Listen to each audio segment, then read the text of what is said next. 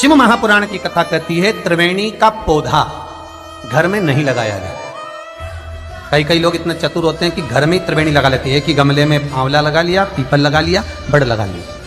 तो ये त्रिवेणी का जो पौधा होता है ये बाहर होना चाहिए, घर के अंदर नहीं होना चाहिए। हाँ, आंवले का पेड़ आप अलग से लगा लो, चल जाएगा।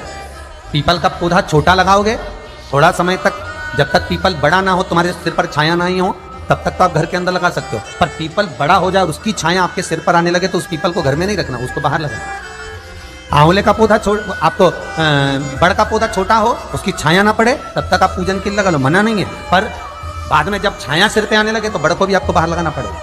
केवल आंवले का पौधा ऐसा होता है जो घर के अंदर आप लगा सकते हो। शमी का पौधा घर में लगा सकते हो, पर शमी का पौधा भी जब बड़प्पन में आ जाए, बड़ा हो जाए, तब उसको भी हटाना पड़ेगा।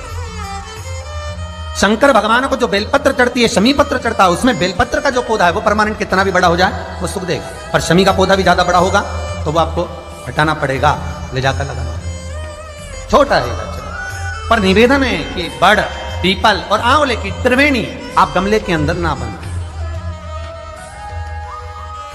आप गमले के अंदर, कई माताओं की आदत है कि त्रिवेणी कहाँ पूजने जाएंगे, त्रिवेणी पे कहाँ दिया लगाने जाएंगे, तो गमले में त्रिवेणी बना लो, बड़ का पौधा भी लगा लो उसी के अंदर, उसी में आंवले का, उसी में पीपल। वो शिव महापुराण वर्णन नहीं करती। त्रिवेणी बाहर,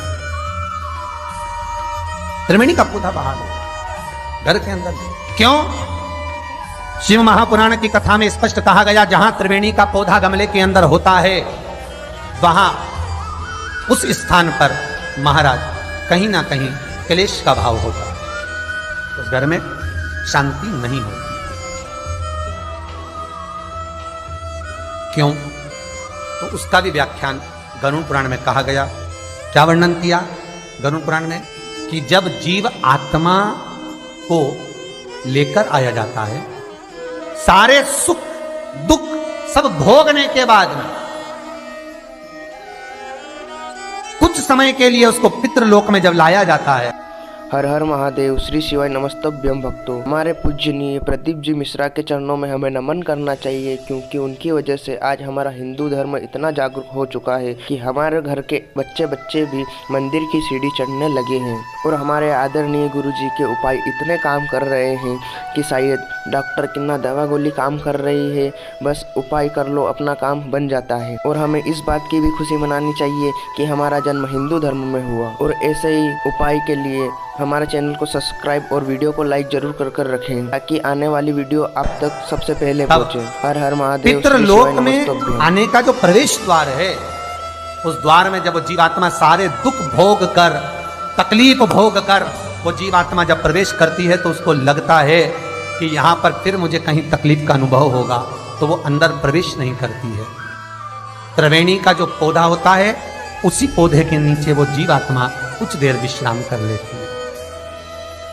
इसलिए शिव महापुराण कहती है त्रिवेणी बाहर पूजी जाए, त्रिवेणी बाहर लगे। पर त्रिवेणी का पौधा घर के अंदर गमले में रहेगा। जीवात्माओं को जैसे दुख का भान होता है तो विश्रांति लेते हैं, तो आहूत पितर वासुक, जो प्रेत योनि में भटकने वाले भी जीव होते हैं, वो त्रिवेणी के नीचे कुछ समय के लिए विश्राम लेते हैं। विश्राम महाराज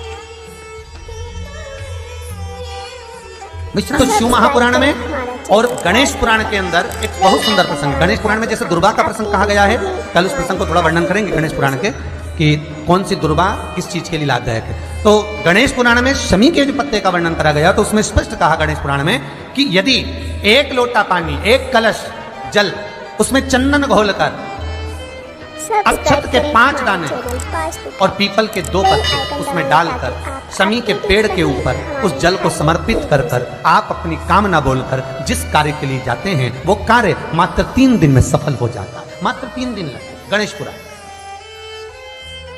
शमी पत्र का, शमी का जो पौधा आपको कहा था, बेलपत्री माता पार्वती के नैना शुरू से प्रकट हुई, रुद्राक्ष का पौधा शंकर भगवान के नैना शुरू से प्रकट हुआ, और शमी का जो पौधा है वो उमा और महेश, माता पार्वती का जो एक अवतार हुआ था उमा अवतार, तो माता पार्वती जो 52 अवतार माता पार्वती के हुए हैं, उसमें एक अवतार माता पार्वती का उमा अवतार है। तो उमा अवतार जब माता पार्वती का हुआ था तो उसके साथ में शंकर भगवान को महेश्वर अवतार लेना पड़ा।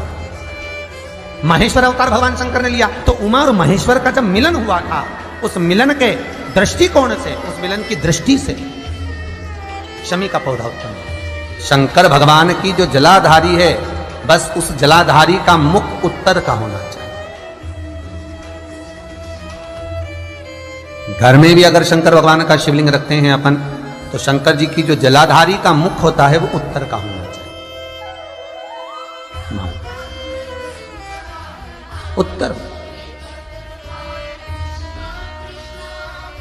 हर हर महादेव, श्री शिवाय नमस्तुभ्यं भक्त। हालांकि आप प्रदीप जी मिश्रा के सारे उपाय करते हैं, पर दोस्तों यह उपाय बहुत ही अचूक उपाय है। दोस्तों यह कई सालों में एक बार आता है। हमें इस उपाय को जरूर करना चाहिए, जिससे दुख कष्ट सदैव के लिए हमारे से दूर हो जाता है। भक्तों आप इस उपाय को जरूर करें, ऐसा मौका बार बार नहीं मिलता है। ये जानते हैं आगे इस उपाय के बारे में। श्री शिवाय नमस्तुभ्यं भक्त। भगवान को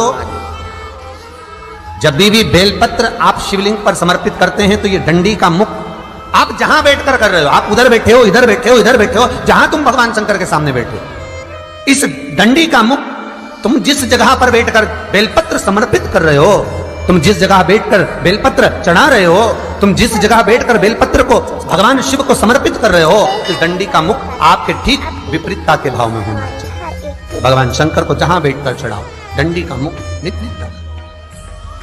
महाराज जब शमी पत्र भगवान शंकर को समर्पित करो, तो शमी पत्र की डंडी का भाग आपकी ओर होना चाहिए। बेलपत्र की डंडी विपरीत का भाव और शमी पत्र की डंडी का भाव, शमी पत्र की जो डंडी होती है उसका भाग अपनी ओर होना चाहिए। यह बटकेश्वर महादेव कोई साधारण नहीं है। हमारा अदालत में केस चल रहा हो, प्रशासनिक कोई परेशानी आ रही हो, कोई एग्जाम निकल नहीं रहा हो, कोई केस अदालत में चल रहा है, नहीं निपट रहा, बड़ के पेड़ के नीचे शिवलिंग का निर्माण करिए और शिवलिंग का निर्माण कर कर, पूजन कर कर, घी का घृत का दिया लगाकर दही चढ़ा, इस दही को वापिस हाथ से चम्मच में निकाल लीजिए। उस दही को रख लो, शिव जी की पूजन अर्चना कर कर भगवान भोलेनाथ के शिवलिंग का विसर्जन कर आओ। दही जो चम्मच में निकाला है उसको एक रुमाल में लगा लीजिए, चाहे स्वस्तिक बना लो, चाहे छापा लगा लो, बिंदी लगा लो। उस रुमाल को जिस एग्जाम में बैठ रहे हो उसमें जेब में रखकर ले जाइए। अदालत जा रहे हो तो उसको अपनी जेब में रखकर लेकर जाइए। महाराज बटकेश्वर महादेव का पूजन, बटकेश्वर महादेव का स्मरण, बटकेश्वर महादेव की आराधना, बटकेश्वर महादेव का नाम जाप, बटकेश्वर महादेव की अर्चना फल दे। बटकेश्वर सुख प्रदान करती है, आपके जीवन का आनंद प्रदान कर देती है, आपके जीवन का आनंद फल देती है। श्री शिवाय नमस्तुभ्यं। श्री शिवाय नमस्तुभ्यं। श्री शिवाय नमस्तुभ्यं। भक्तों हर हर महादेव। दोस्तों गुरु जी द्वारा इस उपाय को सुनने के बाद कृपया अपने घर में इस उपाय का जरूर प्रयोग करें। इस उपाय में आपको धन वृद्धि, रोग से मुक्त, हमेशा के लिए सुखी जीवन, वैवाहिक जीवन संपन्न होगा। दोस्तों इस उपाय में आपको बहुत सारे उपाय बताए गए हैं जो कि अपने घर में करना है। दोस्तों यह उपाय जरूर करें। हालांकि आपने दूसरे भी उपाय बहुत किए हैं, लेकिन कृपया इस उपाय को जरूर करें। इस उपाय को करने से आपके सारे कष्ट दूर हो जाएंगे। कृपया इस उपाय को जरूर करें। मैं बार बार बोल रहा हूँ, हमारे माननीय प्रदीप जी मिश्रा द्वारा बताए गए इस उपाय को जरूर करें। श्री शिवाय नमस्तुभ्यं। भक्तों हर हर महादेव।